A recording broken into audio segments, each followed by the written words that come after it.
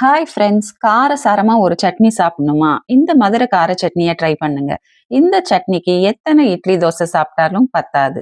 ஒரு மிக்சர் ஜார்ல 3 பெரிய வெங்காயம், 8 பல்லு பூண்டு, 3 தக்காளி, 10 சிவப்பு மிளகாய், 1/2 டேபிள் ஸ்பூன் உப்பு எல்லாத்தையும் சேர்த்து இப்படி கொரகொரப்பா அரைச்சி எடுத்துக்கோங்க.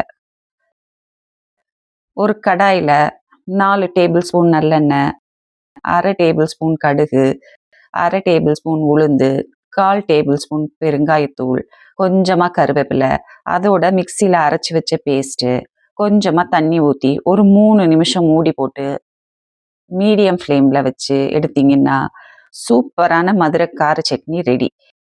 இந்த சட்னியோட டேஸ்ட் அல்டிமேட்டா இருக்கும். இதுக்கு எத்தனை இட்லி தோசைன்னு கணக்கே இல்லை, சாப்பாட்டுக்கு கூட அருமையா இருக்குங்க. இதை ஒரு 4 நாள் ஃப்ரிட்ஜில் ஸ்டோர் பண்ணி வச்சு கூட சாப்பிடலாம். நீங்களும் ஒரு முறை ட்ரை பண்ணி பாருங்க. மறக்காம டிஷ்ஷும் சேனலுக்கு சப்ஸ்கிரைப் பண்ணுங்க. தேங்க்யூ.